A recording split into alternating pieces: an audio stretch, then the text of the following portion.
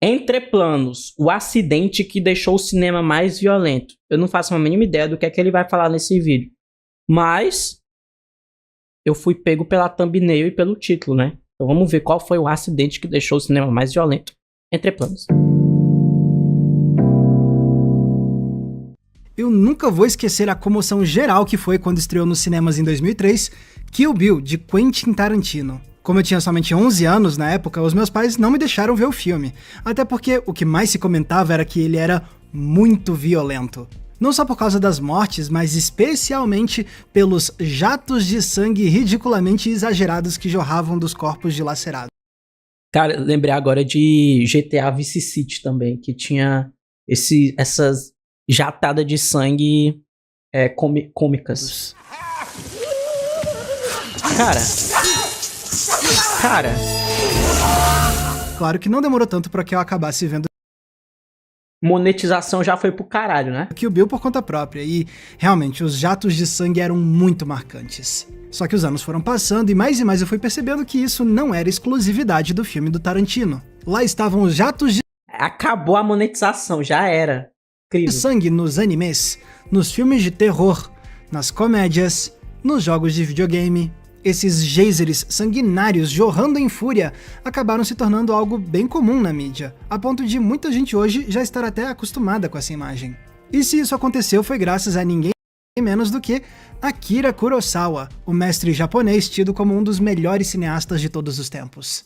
Porque em 1962, Kurosawa lançou um filme chamado Sanjuro. Nele temos este confronto entre dois samurais que, depois de um longo e tenso silêncio, acaba desta forma aqui. É um trecho curto, mas essa cachoeira de sangue que você acabou de ver foi revolucionária, pioneira, porque foi ela que inspirou mais cineastas, filmes e séries nas décadas seguintes a usarem o sangue cinematográfico com essa intensidade toda. E como dizem as histórias, isso ainda por cima aconteceu por acidente. Na hora de filmar o duelo, o ator que levaria o golpe estava com uma mangueira por baixo do figurino que faria esse sangue jorrar. Porém, um defeito nesse mecanismo acabou fazendo o sangue explodir com uma intensidade muito maior do que a planejada. Porém, o Kurosawa teria gostado tanto desse efeito que ele acabou decidindo manter isso no filme. É foda. E a partir de então, a história da violência cinematográfica nunca mais foi a mesma. Porém, será que foi assim mesmo? Porque se a gente investigar essa história a fundo, a gente vê que não foi exatamente assim. E mais, a gente descobre também que o próprio Kurosawa não se orgulhava tanto assim dessa revolução violenta que ele causou com a cachoeira de sangue. Mas por que ele tinha sentimentos conflitantes em relação a isso? E por que o jato de sangue continua sendo tão popular? É isso que a gente vai explorar no vídeo de hoje, então já pega a sua capa de chuva, porque hoje vai... Because it's so much fun, Jen! Quem aí lembra da clássica entrevista da mulher perguntando pro Tarantino: por que tem que ter tanta violência gráfica nos seus filmes? Por quê? E ele responde: because it's so much fun, Jam. Então é por isso que tem um jato de sangue, porque é muito divertido. Vai ter sangue pra tudo quanto é lado. Para entender a história do jato de sangue no cinema, a gente precisa falar primeiro não de Sanjuro, mas sim do filme que veio antes dele, Yojimbo, tido como uma das maiores obras-primas de Akira Kurosawa. Isso porque Sanjuro é uma continuação de Yojimbo. Pois bem, quando Kurosawa estava preparando Yojimbo, ele já tinha se consagrado como um diretor de renome internacional, graças especialmente a filmes como Rashomon, Viver, Os Sete Samurais, Trono Manchado de Sangue, só para citar alguns títulos. Não só isso, o Kurosawa tinha sido também o diretor que ajudou a fazer o restante do mundo começar a prestar mais atenção no cinema japonês. Até porque vamos combinar que naquela época era muito mais difícil você ter acesso a produções que não fossem de Hollywood. Ao contrário dos dias de hoje, em que a gente consegue ver filmes e séries de qualquer canto do mundo, especialmente se você sabe usar o NordVPN, que são os patrocinadores. Eu já tava esperando já. É que o NordVPN pode te dar acesso com todo respeito. Só tá disponível em streaming lá no... E pronto, eles vão achar que você tá naquele país. Países. O início do NordVPN é a privacidade. Quando ele se conecta com a... Porque com uma conexão também ajuda na... usar o meu link, que é nordvpn.com/planos. Se você for por ele e assinar o plano de 2, pode testar sem medo, porque é ideia. Mas lembrando que você só consegue aquele... E assinar filmes internacionais incríveis. Filmes como os de Akira Kurosawa. Então vamos voltar para Yojimbo.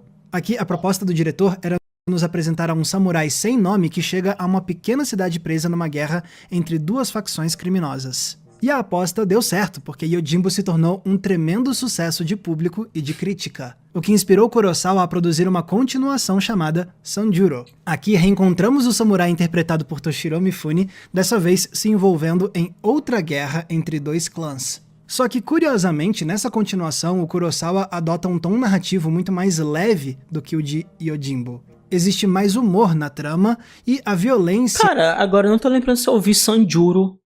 Yojimbo eu sei que eu ouvi. Mas eu não lembro agora se eu cheguei a ver Sanjuro, não. É menos presente em comparação com o filme anterior. Acho que talvez eu tenha visto. As mortes são bem frequentes e vemos até um ou outro relance de sangue nas vítimas ou nos cenários. Já em Sanjuro temos menos lutas e mortes menos chocantes. E se o sangue no anterior já era discreto, aqui ele quase não se faz presente. Pelo menos até chegarmos na cena do duelo final, que é quando, absolutamente do nada, um filme que mal tinha sangue, de repente nos choca com uma correnteza dessas aqui. E não foi só o público que foi pego de surpresa por isso. A própria equipe do filme se chocou com esse acontecimento durante as filmagens. Sim, chegou a hora de contar o que realmente aconteceu nos bastidores dessa cena que mudou o cinema. A verdade. Afinal, será que isso foi cena mesmo um acidente? A resposta é sim. Mas não totalmente.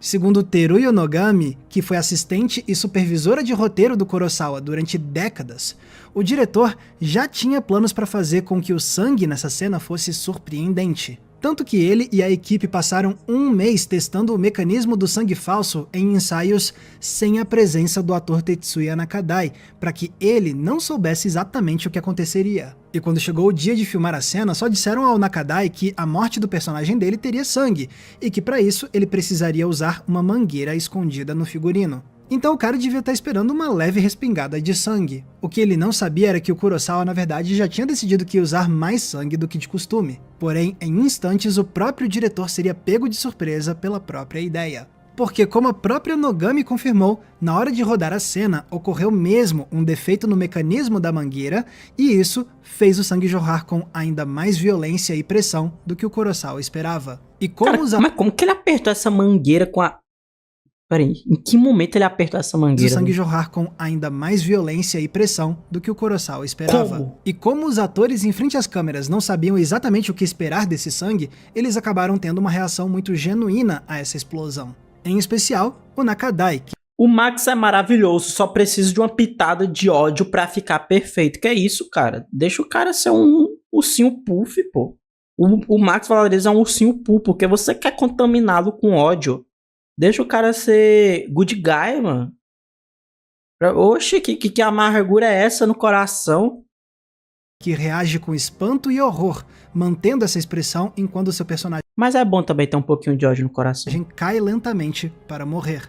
E quando o Kurosawa viu isso acontecendo, ele soube na mesma hora que ele não queria fazer uma segunda tomada. Segundo Nogami, o diretor teria dito para ela: mesmo com esse acidente, eu vou usar essa tomada. Não podemos repetir. Nakadai vai saber como acontece e ele nunca trará a mesma expressão novamente. Significa então que essa imagem que mudou para sempre o cinema não só surgiu de um acaso, mas também foi feita de primeira. E quando isso foi para os cinemas, ficou comprovado que o efeito era mesmo muito chocante. Pra gente que tá vendo isso hoje pode não parecer grande coisa, mas pra época, ver sangue jorrando com essa violência e quantidade toda era muito perturbador. Era de uma brutalidade que simplesmente não se via no cinema japonês daqueles dias. Porém, como Kurosawa já era muito influente a essa altura, logo mais produções japonesas começaram a apostar nessa mesma tática.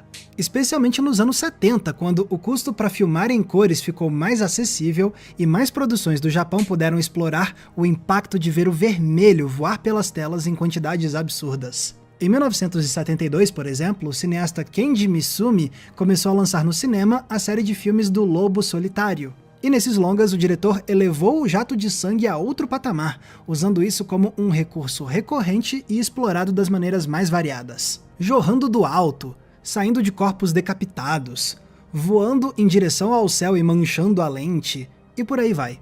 Depois, em 1973, Toshiya Fujita lançou Lady Snowblood, Vingança na Neve, que também exagerou no sangue jorrando em várias de suas cenas de ação. Ser foda. Até mesmo o Godzilla entrou na onda, como a gente vê nessa cena de Godzilla vs Mechagodzilla, de 1974, que mostra que até o monstrão pode sangrar horrores. E a tendência também se espalhou por outras partes da Ásia.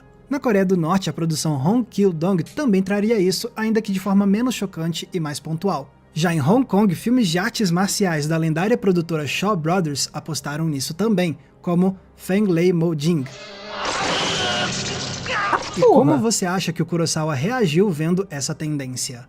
Se você acha que ele ficou contente, você se engana. O cara, na verdade, achou essa história toda lamentável. Em 1980, 18 anos após a estreia de Sanjuro, Kurosawa deu uma entrevista à revista Film Comment. E nela o diretor explicou a decepção dele com o jato de sangue que virou moda a partir de Yojimbo e Sanjuro. Tendo feito isso uma vez, não tenho vontade de fazê-lo novamente. Sinto que outros diretores japoneses que viram estes dois filmes não entenderam o que era interessante neles. Não era o sangue na cena, era o personagem de Sanjuro. E a decisão de explorar o sangue e as tripas em seus filmes é não entender também o que o público gosta no cinema. O que essa fala do Kurosawa revela, então, é que... O Kurosawa, ele tem aquela grande aspa, né? Que causa polêmica até hoje. Ele fala que o roteiro é mais importante, né? Do que a imagem, né? O Kurosawa já falou... não é exatamente essa palavra, né? Mas ele já lançou um take desse, né? Então ele é um cara que ele se preocupa muito com essa coisa do conteúdo que está sendo passado, né? Então não me choca o que ele falou e tal, mas porra, pra tu ver como a imagem também, ela tem a potencialidade maior do que o roteiro, de tipo, na verdade, não é como se fossem duas coisas separadas, né? Forma e conteúdo são coisas que não se dissociam, então tipo assim, mas principalmente o que entra no imaginário das pessoas é o imagético, velho. Olha a jatada violenta aí. Como a jatada violenta, ela virou histórica, velho. Jatada violenta nos anos 60, nos anos 70. E até hoje tem a jatada violenta. E ninguém lembra do Sanjuro. Só lembra da jatada violenta do Sanjuro. Que tem sim uma parte errada na forma como se popularizou a história sobre a cena de Sanjuro. Ninguém lembra de Sanjuro, é sacanagem, né? Ninguém lembra do personagem, desenvolvimento do personagem do Sanjuro, mas lembra da jatada do Sanjuro. A primeira parte, sobre isso ter sido um acidente, é verdade. Mas a segunda parte, sobre o Kurosawa ter mantido isso no filme porque ele gostou muito do sangue exagerado, essa é a parte incorreta. Se a gente voltar para o relato da Nogami, a gente vê que o diretor não manteve aquela tomada por causa do acidente, mas sim apesar dele. O que o Kurosawa realmente adorou no take foi a atuação do Nakadai, que lhe pareceu tão genuína que ele não quis desperdiçar essa performance. E se para manter isso em Sanjuro ele tivesse que se conformar com a cachoeira de sangue, paciência.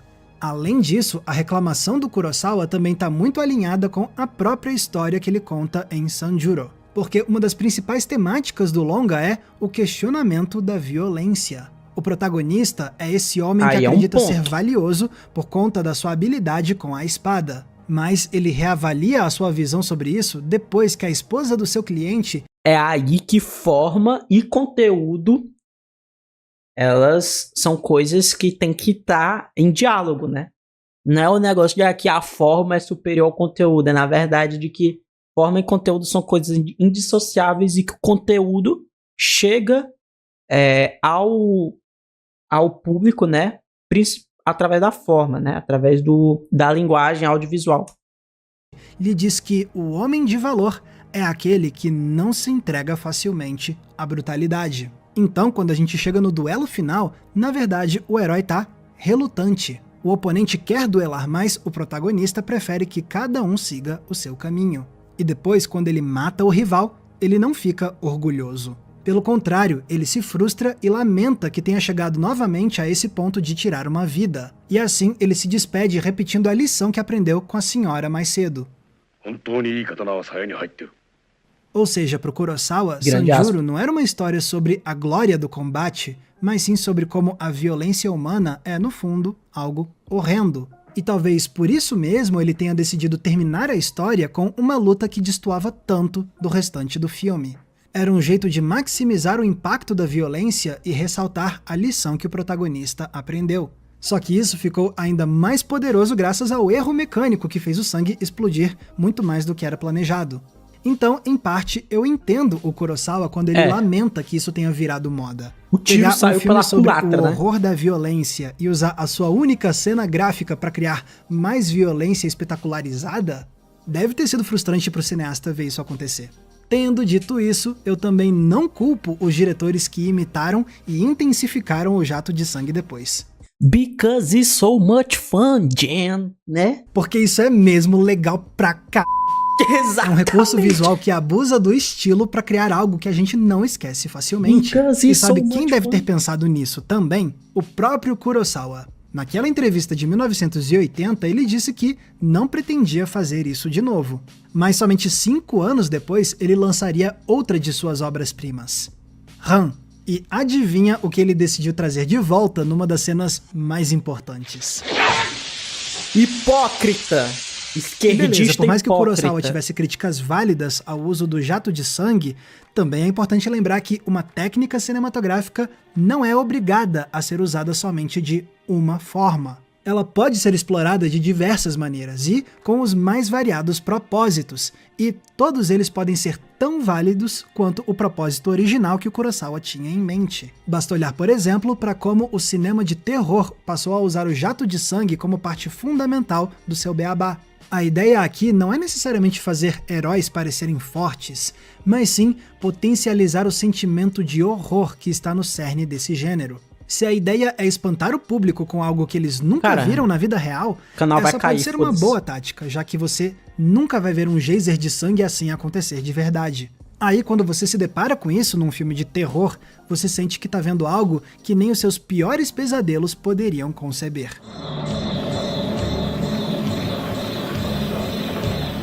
Agora, o jato de sangue também pode ser usado por uma perspectiva mais metalinguística. Aqui eu retomo o exemplo de Kill Bill. Sim, o Tarantino usou a técnica para fazer a sua heroína parecer super forte e para criar impacto. Mas também precisamos lembrar que Kill Bill é a grande homenagem do Tarantino aos filmes asiáticos de ação que ele cresceu adorando e estudando. Então ele não vai reproduzir somente figurinos, composições de quadro e trilhas sonoras dessas obras que o inspiraram. Ele vai trazer também o exagero estilizado do sangue que diferenciou os filmes de ação asiáticos nos anos 60 e 70 do que estava sendo produzido no restante do mundo. Kill Bill é foda, né? Outro experimento fascinante foi no campo da animação. Porque aqui você pode exagerar o quanto quiser, seja na quantidade absurda de sangue ou desafiando a física do mundo real para criar imagens ainda mais estapafúrdias. E caso isso seja impactante demais para um público infantil, dá para usar a criatividade. É só ver Samurai Jack, que troca o sangue por óleo jorrando dos seus robôs para não ter problemas com censura, mas ainda remetendo ao legado de filmes japoneses que inspiraram o programa.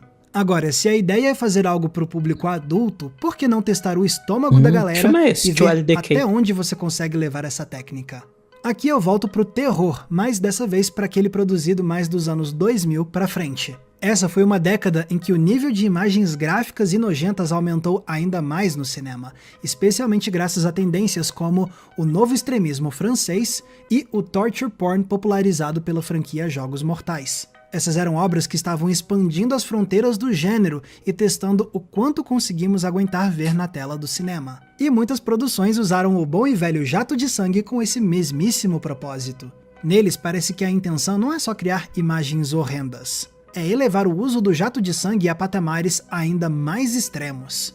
E numa era em que os efeitos digitais estavam dominando cada vez mais, essas produções usavam o jato de sangue para demonstrar como os efeitos práticos ainda podiam criar cenas absolutamente únicas. O final do remake do Evil Dead é bom, tá? Aliás, dá pra perceber que às vezes essa exploração pode levar o jato de sangue a níveis tão absurdos que o negócio já começa a ficar até mesmo engraçado, não é? E é aí que entra a outra experimentação essencial que foi feita com o jato de sangue, o uso dele para comédia.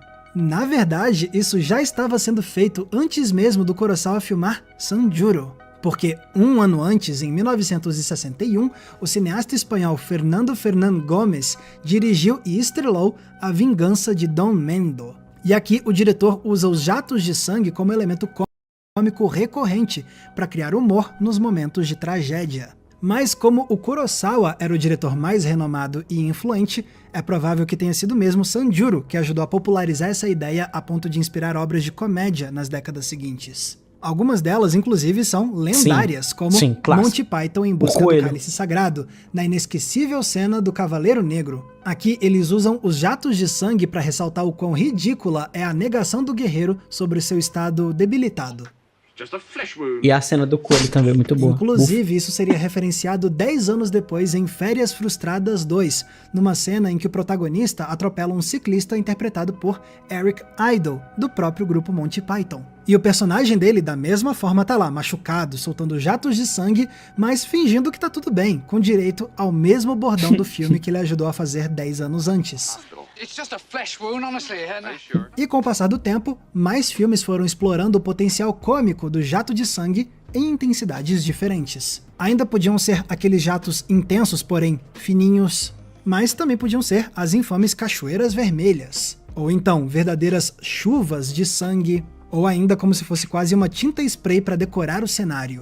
Também dá para fazer um meta-comentário sobre o quão ridícula essa técnica pode ser, como naquela cena de A Família Addams, em que as crianças chocam os pais da escola com a peça deles, que faz sangue falso jorrar para todo lado. Ou ainda com o Trovão Tropical, trazendo isso numa cena dentro de uma cena, satirizando o uso dessa técnica por produções de Hollywood. Mas talvez uma das minhas sátiras favoritas disso seja no filme trash japonês Robogeisha, no qual um robô gigante... Puta que pariu, esse filme parece ser foda. Robogeisha destrói prédios e os edifícios começam a sangrar com jatos. E o que acaba unindo todos esses casos é a mesma ideia de criar humor mórbido, usar o que deveria a princípio ser perturbador para nos fazer rir, de um jeito que faz a gente até questionar se isso é motivo de risada ou não. A resposta é, com certeza, é sim.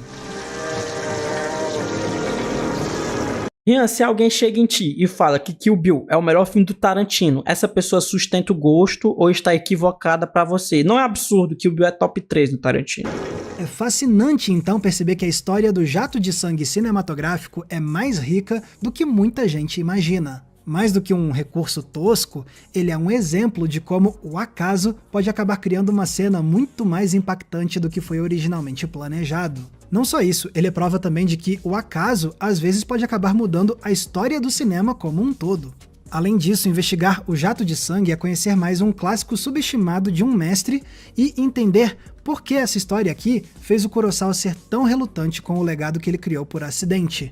Mas também é importante contextualizar as críticas de Kurosawa, porque aí a gente percebe como essa técnica teve motivo para virar uma febre. Se o cinema e a TV ainda usam o jato de sangue, é porque ele tem um apelo inegável para aqueles que não sentem repulsa com a ideia. Caralho, tem a série do Drink no Inferno. É algo que permite expandir os horrores que vemos na tela, que cria cenas de ação, de acelerar o pulso, que faz a gente rir.